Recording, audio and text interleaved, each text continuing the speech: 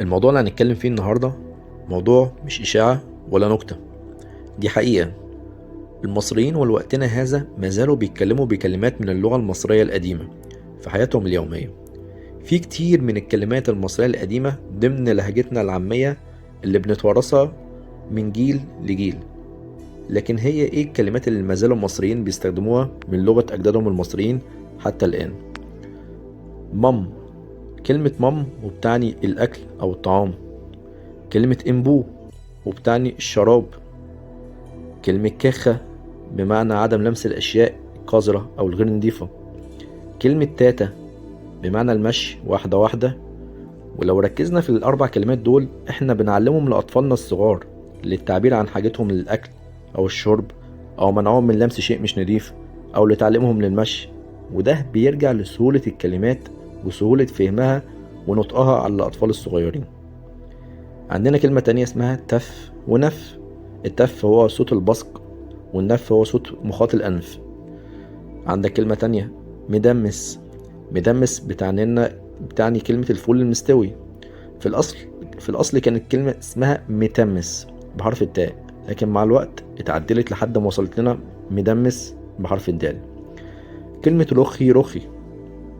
رخي رخي يعني انزلي انزلي، وكانت أغنية مشهورة من زمن قريب الأطفال كانوا بيغنوها في الشوارع زمان لما الدنيا بتشتي: يا مطرة رخي رخي على قرعة بنت أختي. أو في أغنية تانية: رخيها رخيها خلي البط يعوم فيها. رخي رخي كلمة مصرية قديمة وبنستخدمها لحد دلوقتي. كلمة مكحكح. مكحكح دي يعني الراجل العجوز الكبير في السن. كلمة بطح بمعنى الضرب في الراس ونزول الدم، لما بنقول إن شخص بطح شخص آخر ونزل من دماغه دم.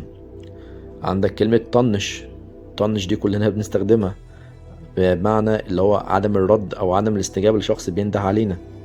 كلمة ست. ست بتعني امرأة، ومعلومة على الماشي: ست ده كان إله الشر والانتقام عند القدماء المصريين.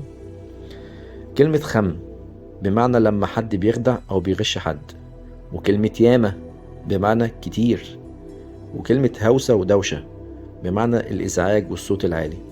وخد عندك كلمة كركر. كركر دي يعني الواحد لما يجي بيضحك بصوت عالي يقولك وصل لحد الكركرة. كل الكلمات دي كلمات مصرية قديمة.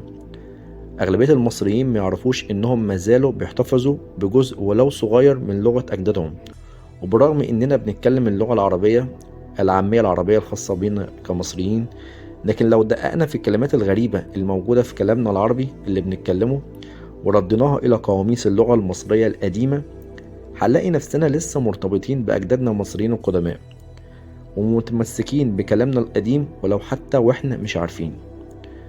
أتمنى يكون الفيديو عجبكم، ولو عجبكم لايك واشتراك على القناة، وشوفوا الفيديوهات القديمة، واستنوني في الفيديوهات الجديدة. سلام.